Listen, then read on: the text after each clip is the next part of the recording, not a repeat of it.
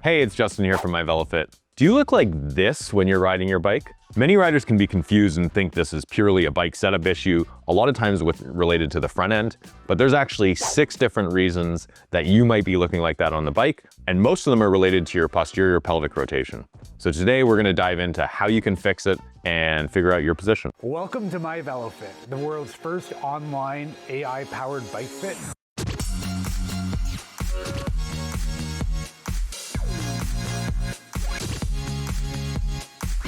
Built by bike fitters for all riders. Today we're going to be talking about a riding posture that's often referred to as shrimp back, and it should be pretty clear why it's gotten that name.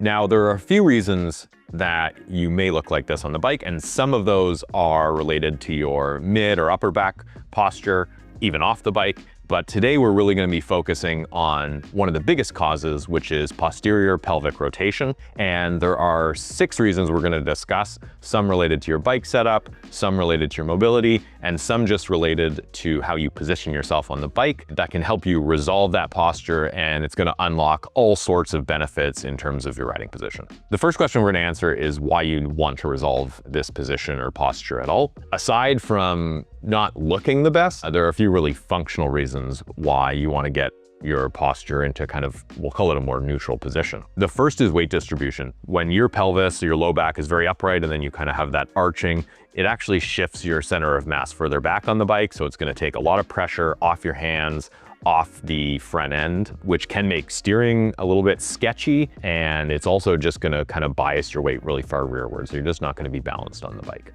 This also has an impact for how much power you can put out, which is that if your weight is too far rearward, you really can't push power down through the pedals, kind of directly down. You're always going to feel like you're kind of pushing forward, which is just not an efficient way to ride. And then finally, and perhaps the most important, is that this posture makes it really hard to adjust the front end to feel comfortable on just about any bike. So a lot of riders mistakenly think when they've got this posture that they need to reduce their handlebar reach or raise their handlebars, but often what happens is that you just literally cannot bring the bars up and back far enough to accommodate this position, and it's all originating at your pelvic rotation. The first reason that riders end up in this position, which is just how they choose to position themselves on the bike. And this isn't super interesting. It's not a quick fix, but literally just thinking about rotating your pelvis forward and leaning your hips and your whole upper body forward a little bit further, not originating at the mid back, but originating at your hips,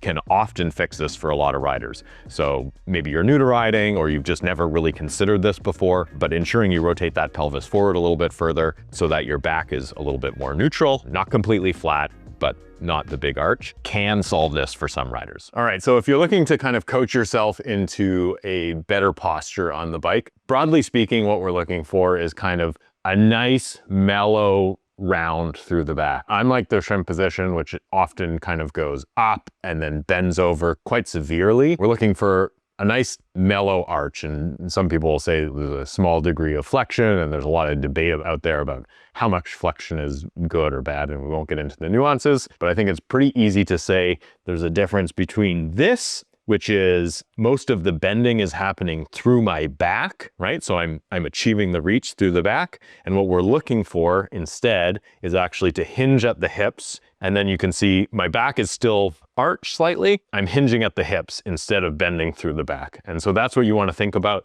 And what you'll notice too, especially in how you're interacting with the saddle, is that when you're bending through the back, you're going to really feel your sit bones really pushing down. A lot of that weight's going to be all the way at the back, whereas typically in a kind of a slightly more aggressive road or gravel position, as your pelvis rotates forward, you'll feel that pressure rock forward kind of onto a different part of your pelvic structure as your pelvis rolls forward, and you're going to engage more evenly with the saddle. So going from this, so it's very sit bone heavy, and then hinging at the hips, rolling forward, and just like a much more relaxed back. Not every rider can fix this issue just by, let's call it, trying a little bit harder, though thinking about how you're positioned on the bike is really important. The most common reason we come across this is actually riders with their saddle that's too high. And understanding why a saddle that's too high can cause this posterior pelvic rotation is really important, which is essentially that it causes too much tightness through the posterior chain. So that's your low back, glutes, hamstrings, calves. And often riders with this position will feel that in their hamstrings or calves, and they'll feel that it's really tight, sometimes in the back of the knee, and that doesn't really make a lot of sense. But what's happening is that because your back is trying to lean forward, but you've got too much tension through the back of your legs, it's stopping the pelvis from rotating forward. So the fix for your saddle being too high is perhaps to lower your saddle just a bit. You're kind of reducing the tension through the hamstrings and the glutes, and that allows your pelvis to rotate forward and it relieves a lot of that stress. On top of that, doing hamstring mobility work is great overall as a cyclist, but will also help you unlock that ability to rotate your pelvis forward. So that's the number one thing we recommend for a lot of riders who think, hey, maybe my saddle's a little bit too high. That could definitely be stopping your pelvis from rotating forward. Funnily enough, the next reason riders might be experiencing too much posterior pelvic rotation is that their saddle is too low or we'll say their cranks are too long. And I understand this feels like we've created like a bit of a bookend there, which is that, well, it could happen because your saddle's too high. It could also happen because your saddle's too low. But realistically, that's just the way it is. That being said, it's often your saddle needs to be much too low for this to happen. And the reason this happens is because a saddle position that's too low or a cranks that are too long create impingement in the hips, and the knees also come up too high. And what riders do is that they kind of arch their back backwards or roll that pelvis back to create space between the top of their knees and their chest and their diaphragm so that they can breathe and they can actually just get their knees up over the top of the pedal stroke. And they achieve that by rotating the hips back. If you think your saddle's too low, this could be something that's causing you to rotate those hips back. Or often more commonly, especially lots of riders have tight hips. You work a desk job, you spend a lot of time, your hips are getting tight. Cranks that are too long also cause this, even if your saddle isn't too low. And I've lumped those together because they're all related. So the fix for your saddle being too low is to raise your saddle. Though I caution you not to jump to this conclusion too far and make sure you're using some kind of tool to validate your saddle height is in range, like MyVeloFit. But raising your saddle can help create some of that space for your knees to help allow your pelvis to rotate forward. If you're confident in your saddle height, then the next step I would recommend is checking your crank length and considering shortening your cranks also to allow your pelvis to rotate forward because you've created more space for your knees over the top of the pedal stroke. Finally, doing hip mobility exercises is going to be just great for your all-around riding and life in general, but is also a way to help unlock that ability to rotate your pelvis further forward,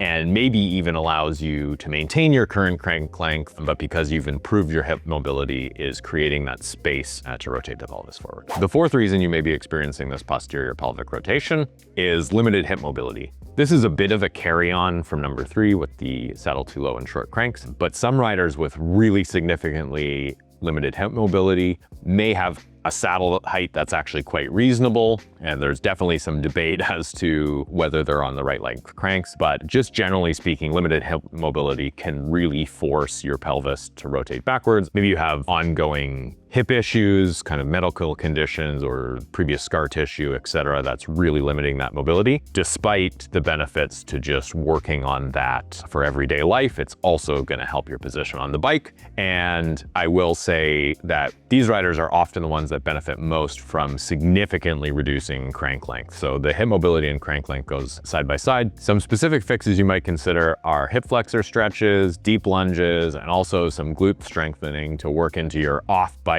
mobility routine, really working on your hip mobility. And then if you think you've maxed out how much mobility you can achieve in your hips, go back and revisit number 3 and consider significantly reducing your crank length to help you get that pelvis rotated forward. So the fifth issue we're going to talk about does actually arrive at the front end of the bike, but fundamentally kind of the issue presents because your pelvis isn't able to rotate any further forward. And this is actually your handlebars being too low. If we've gone through the previous steps, and wait for number 6 because it's also super important, and you've established that your pelvis can't rotate any further forward, if your handlebars are too low, this is going to cause you to have that kind of shrimp back look, and it's going to lead to a super uncomfortable position to ride in. Try raising your handlebars if you're able, and that can often help give you that neutral spine, especially through your mid and upper back, and then take that rounding out of your shoulders. So the final reason you might be experiencing posterior pelvic rotation is saddle tilt. And this is almost as common, if not as common or more, than the saddle being too high.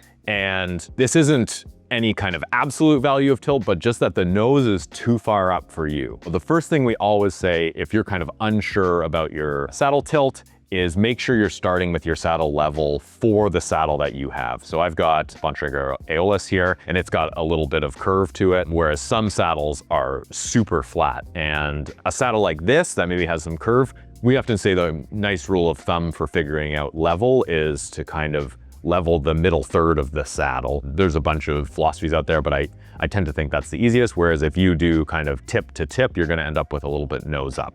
So just making sure you're starting with a level saddle for the type of saddle that you have is gonna be a great start to hopefully alleviate this. If you're still feeling like you're experiencing pressure near the front, then you can just start slowly and very small adjustments, tilting the nose down until you relieve some of that pressure near the front of the saddle. If you end up in a position where your saddle's significantly nose down, usually we say draw a line around 2-3 degrees. If you're beyond that, there's a good chance that your saddle's too high, which is why we put saddle height much sooner. So reducing how high the nose of your saddle is can be the #1 or potentially the most common way to resolve posterior pelvic rotation. While we're on the topic of saddles, this is kind of an honorable mention on top of our 6 items, is just having the right saddle can make a difference. And this relates to the tilt as well, and kind of that pressure near the front of the saddle, the soft tissue pressure in the perineum. If you've got a saddle maybe like this, for lots of people that might be great, but the lack of the cutout can also cause that soft tissue pressure, and no tilting is gonna fix that. If you've been tilting your saddle and you don't have a cutout, maybe consider moving to something with a cutout to help you rotate that pelvis forward and improve your position overall. To recap, if you think you might be experiencing shrimp back, don't immediately look to the front end of your bike or blame your spine right away. The issue could be originating at your pelvis, so checking your saddle height, crank length, hip mobility, and saddle tilt can be great ways to resolve this issue and improve your overall position on the bike and have a much better riding experience. If you found this content helpful, like and subscribe. Please leave your comments and questions below. And if you'd like to follow us anywhere else, we can be found at MyVeloFit everywhere. Until next time, thanks for watching.